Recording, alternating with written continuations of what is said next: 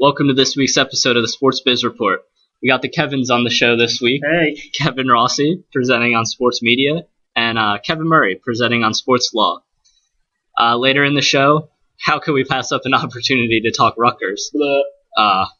They're keeping us in business at least, probably some other news organizations as well. So first, the roundup with sports media. The Indy 500 aired last weekend and saw its lowest TV ratings ever with a 3.8. It's been aired since 1986, and it was just a very down year for them. It was I believe the fifth year in a row that they've gone down, and it's the first time ever that they've had 5 consecutive years under a 4.5 rating. So we'll see what they do to spice that up in the future. The NFL draft is moving from April to May. It's only 2 weeks. I don't really see, besides 2 more weeks of mock drafts, I don't really see all the media hoopla over it. Well, I think that it's going to make a difference in the later rounds, not so much in the first 3 or 4 rounds, because those rounds are pretty locked up in terms of what players are going to go. So it will make a difference for those later rounds, 5, 6, 7, and 8, to really get more time for coaches to focus on those players. Yeah, I suppose there's an actual reason. 2 more weeks of Kuiper and McShay. That's right. Cool video that I saw on YouTube last night of former Syracuse punter Rob Long. If you don't know his story, he was diagnosed with brain cancer and then came back from that and is trying to make the NFL. The video is called Kicking Cancer, and it's a 10, 11-minute video looking into his comeback trail in a documentary style thing. So all you documentary fans, I love documentaries, so it's well worth your time. Sports Business Journal reported that SI will be starting a weekly online show called SI Now. This will begin on Monday, and it'll be 30 minutes, and it really will help them expand their video presence online, which obviously they're battling ESPN, which has, more videos than content. Yeah, they really can't be touched in that. So we'll see if they make a splash with that. I'm not really sure how much these kind of online shows will pick up, but it's worth a shot, I'd say. And also from SBJ, ESPN bought out-of-market radio rights for 5 NFL teams: the Miami Dolphins, New York Giants, New York Jets, New England Patriots, and Pittsburgh Steelers. I don't know how many people really listen to games on the radio besides just for their hometown announcers. I know I would listen to a radio broadcast of the Eagles to hear Merrill Reese. So we'll see what they do with that. They said that they're going to sell the advertising rights separately from any TV packages or anything. And if you don't know, in the radio world, Dial Global is probably the biggest name. It used to be Westwood One. So now over to Kevin Murray with Sports Law. So let's start off with a few quick hits. Yesterday, John Tortorella was fired by the New York Rangers, which isn't all that surprising considering not only his terrible handling of the media over the past few weeks, with expletives coming out every single day, but also the fact that over the course of the past 5 years, he's had debatably the most talented team in the East consistently between him and Pittsburgh, and just hasn't really been able to make it to a Stanley Cup final. So it wasn't all that surprising, even considering his consistent stay in the playoffs. Also yesterday, it was announced that LeBron James, David West, and Lance Stevenson will be fined $5,000 for flopping during the Eastern Conference Finals for the NBA. So I'm interested to hear Kevin's take on this, based off of the fact that there were some questionable calls referee-wise over the past few games, and then to come out and make this flopping ruling and fine LeBron James $5,000 is a really interesting move by the NBA. I think it's just the kind of David Stern, pick and choose where you wield your power. I don't think it'll have that much it won't have an effect on how the games are played. I'm sure it's just a talking point for people right now. It's not going to, flopping always comes up in the playoffs and it never sticks around. It's certainly a judgment call and never a consistent judgment call. So I saw some jokes about their cover, how it had 5 LeBrons on the floor, Right. trying to show how he plays all different positions, and somebody was joking how it didn't have him flopping in one of the pictures. So, I mean, he's making a name for himself. Yeah, and Indiana won in the flopping game. They're paying $10,000, where LeBron and the Heat are only paying $5,000. So who knows? This could be a precursor to them taking a lead in the series tonight. Nice consolation prize. Nice consolation prize. Next, Maurice Jones-Drew, running back for the Jacksonville Jaguars, has been accused, not charged, accused of punching a security guard at a Jacksonville, Florida restaurant in the head. So apparently there is video footage. It has not come out yet, as this is just very recent that the announcement was made that there was video evidence. And the attack was called by the security guard's lawyer as vicious. So it'll be very interesting to see where this goes. Maurice Jones-Drew's agent is claiming that he was not a part of the incident. So I don't really know what's going to happen next, but it's pretty interesting. He's kind of a small guy, so I can't imagine that this security guard is all that big. I was just going to say, this is probably bad, but the first thing I thought of when I heard that story was the security guard must have been pretty short, because he's like 5'6". How did you punch him in the head? I don't know. Up next, kind of a big story. Last night, and during the day yesterday, there was talks that the Paterno family, in conjunction with former Penn State players and others connected to the university, would be filing a lawsuit against the NCAA. Apparently this morning, the lawsuit was filed. The NCAA hasn't made a statement regarding the lawsuit yet, but we're waiting. So, once again, as I said, this morning it was filed, and it is to remove the landmark sanctions that were made against Penn State. The suit was filed by the Paterno family, as I mentioned, and it's claiming that the NCAA and its top leadership overstepped the organization's own rules in laying penalties against the football program and the university, and it was done with uncharacteristic speed, which, as we know, the NCAA is not known for its speed in terms of making decisions, i.e. Miami. So basically, the Paterno family's lawyer is saying that the NCAA ruled on the basis of the Free Report, which the Paterno family has consistently come out and stating that it was inconsistent and inaccurate for most of the report. And because of the fact that the sanctions came less than 2 weeks after the Free Report was published, it's kind of hard to believe that the NCAA was capable of doing their own investigation, and they really made their decisions based strictly off of the Free Report's findings. Also, it's important to mention that the NCAA's President Mark Emmert and Oregon State President, who's the chair of the NCAA Executive Committee, made this decision basically on their own, without much conversation with the rest of the Executive Committee. So on this lawsuit, Free is listed as a co-conspirator, and the Paterno clan is claiming that there was a close communication between the NCAA and Free's team during the investigation. So I don't really know where this is going to come next, where this is going to go next. If there was communication between Free's team and the NCAA during the investigation, that's kind of, questioning and concerning to me, considering the fact that the Free Report investigation was paid for by Penn State, as it was an internal investigation, not one paid for by the NCAA. I don't really know where this is going to lead, but it's definitely interesting and something to follow. The Paterno clan, the head of the Penn State cult. That's right. I have kind of like two thoughts on this. One, I wish they would just go away. PR-wise, I wish they would just stop. But who am I to say?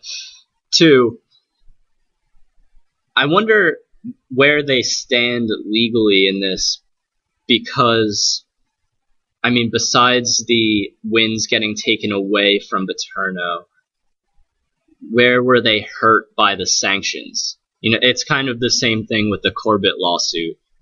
Does he have legal standing? And I think that's a key question that will need to be answered in this one as well. Well, I think it's important to recognize that, yes, there is a comparison between this and the Corbett lawsuit, but the Corbett lawsuit is much more focused in the fact that Penn State is a state university. It is partially state funded.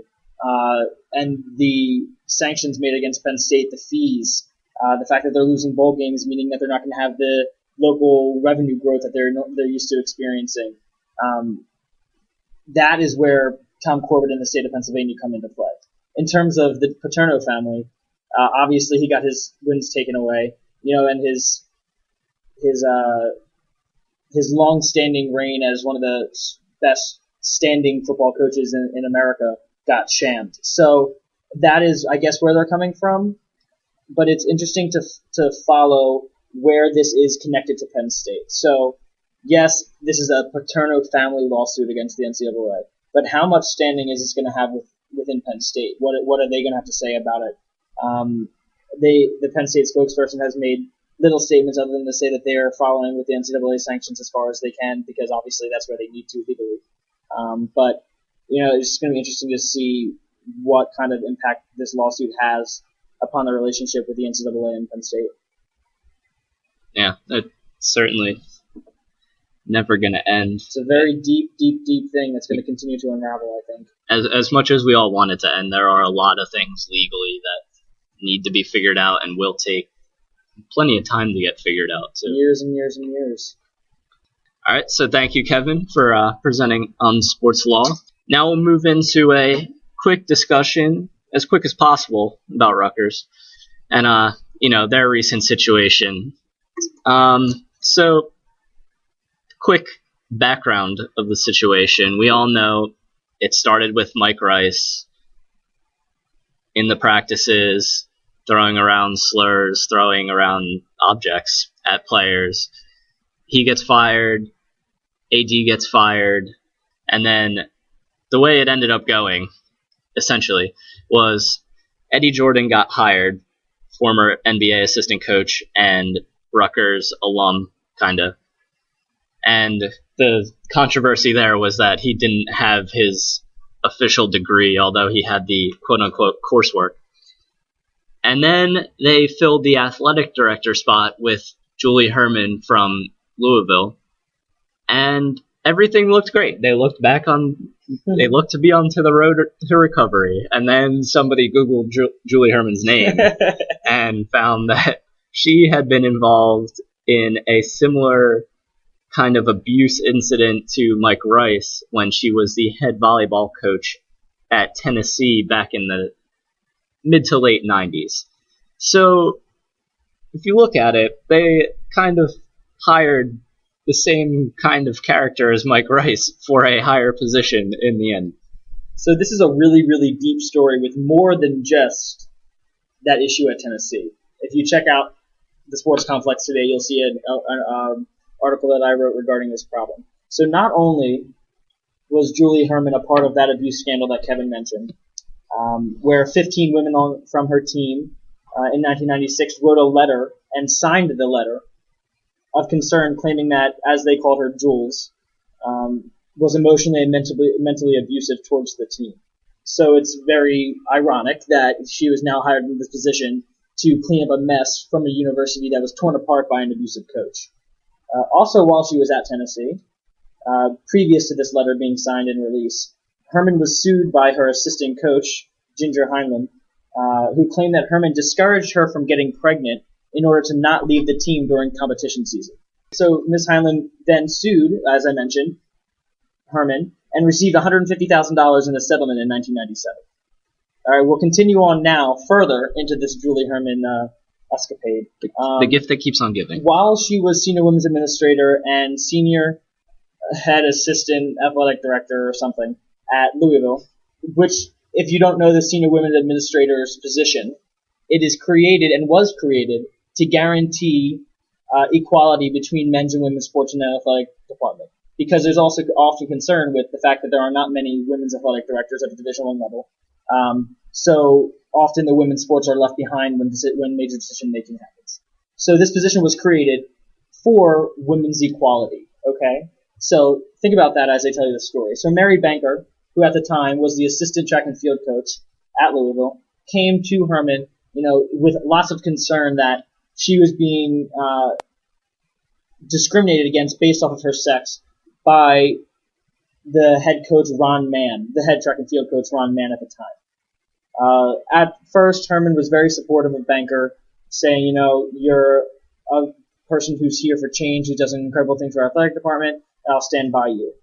A few weeks later maybe, Banker went to the HR department at Louisville So outside of the athletic department, beyond Herman's control, this is a completely different sector of the university, and told her story about her discrimination from one man. So in that instant, as soon as it left the athletic department and left that comfort that is behind the closed door of Herman's office, Herman flipped her switch and decided to no longer support Banker, and told her that she should never have gone to HR, and she could never see herself instilling any trust in Banker ever again. So Banker was fired 3 weeks later based off of performance as sold by the university. So, quote unquote. Right. So this is very interesting. This is back to the whistleblower effect. Banker came to the person that her next highest in command, telling her about an issue that was going on campus within the athletic department. And yes, Herman may not have tried to cover it up, but she really didn't do much either to try to figure out what was going on. She allowed it to continue until Banker was forced to go to the HR department, and then was later fired from her position. Banker has sued the University of Louisville. I don't believe there's been a settlement or any sort of finding for that case as of yet. So this is a very interesting time for Rutgers University at a time where they don't need it. Joining the Big Ten, heading into the debatably the strongest athletic conference in America. I just don't see where this hire could have made any sense. It's really incredible because, at first, when the first allegations story that broke when she was the coach at Tennessee with the players, that was an SI story. We're not talking something that just kind of happened internally and then went away. It was published on Sports Illustrated, right? Which was where the Google jokes come up. And then the stories come out about about the process of hiring her at Rutgers, and you have, now emails are starting to get leaked of the situation where, some people knew about this and they're like, hey, this shouldn't, this is bad. we can't, exactly, we can't do this, which should be a normal reaction in this situation. But, she was kind of, I saw something that there were 60 candidates that they did background checks on, and she was not on the list of 60. So she kind of got pushed through this process under the radar. So somebody making big decisions at Rutgers right now knew. And it's important to think about that normally in the hiring for this position, it's done basically by the president, other higher administrators in the athletic department, and the board of directors. Okay, Robert Barchi, who's the president of Rutgers for now, has not had a great standing within the university over the past 3 months after the Mike Rice scandal broke. As it first came out, he was the first person to back former athletic director Tim Pernetti, but he was also the one who decided to not watch the Mike Rice video when he was told about it. So clearly not showing the best care that he has for his athletes and his student athletes. Excuse me. Sorry. You mentioned the background checks. A headhunter agency called Parker Executive Search was used to find this position for Rutgers, which they've used in the past.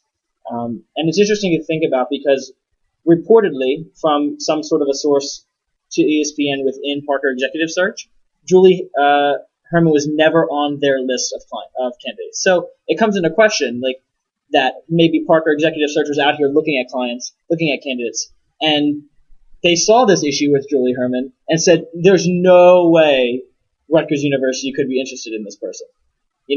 Yeah. But it's important to also look at the fact that as soon as Julie Herman was announced as one of the finalists, she was brought in, and there was apparently a background check done on her. Okay. By Parker Executive Search,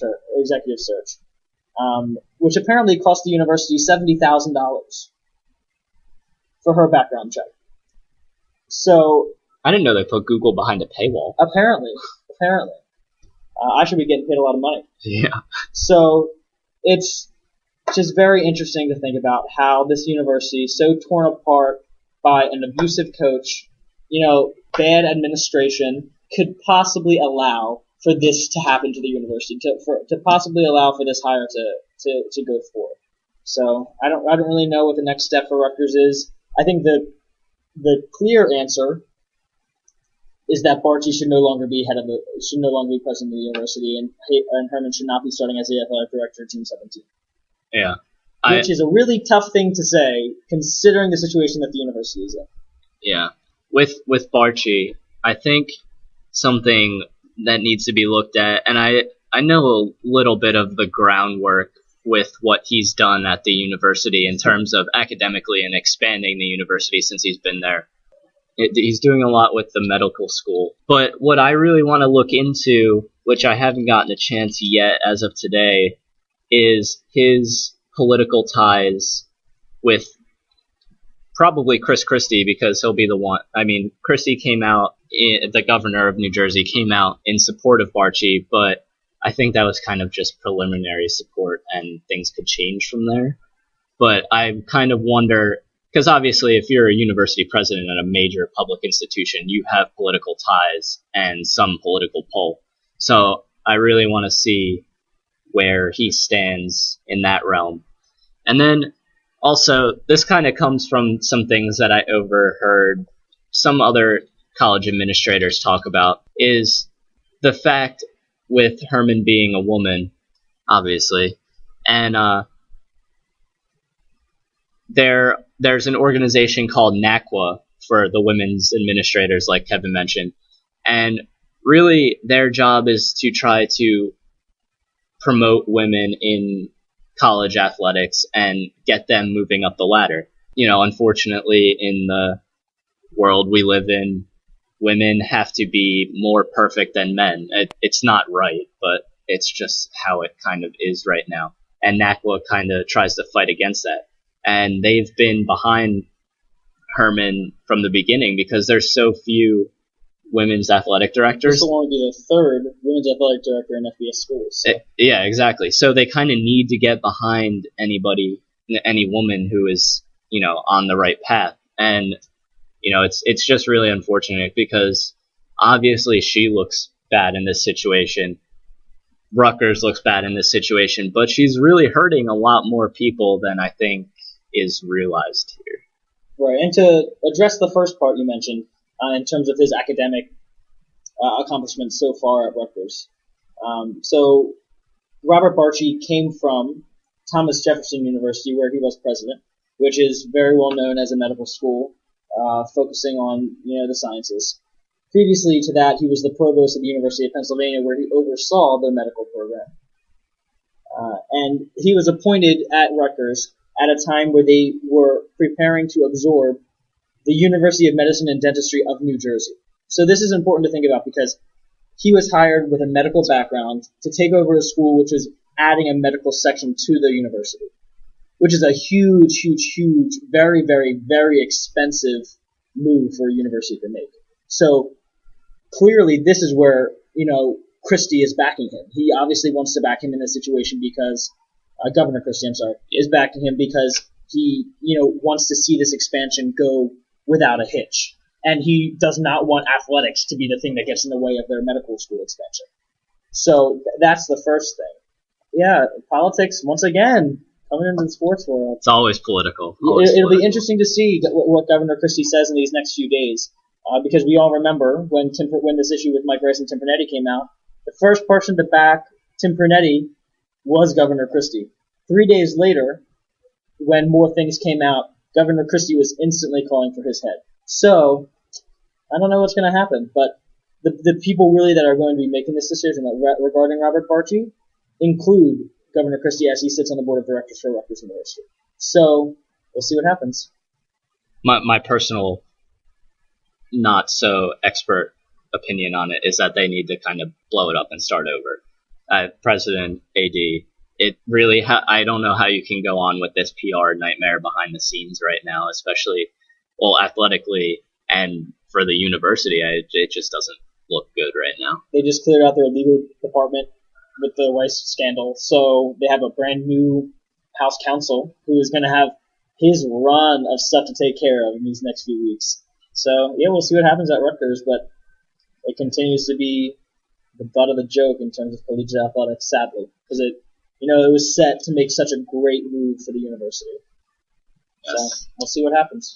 Agree. Well, thank you, Kevin Murray, for presenting on sports law and for being our in-house expert on the Rutgers situation. I'm Kevin Rossi. Want to give a quick shout out to Dr. Brett Burchett for defending his dissertation. And until next week, this is the Sports Biz Report. Check out the blog for any ongoing Rutgers news. Kevin Murray will be writing there. And follow us on Twitter at Drexel SMTSU.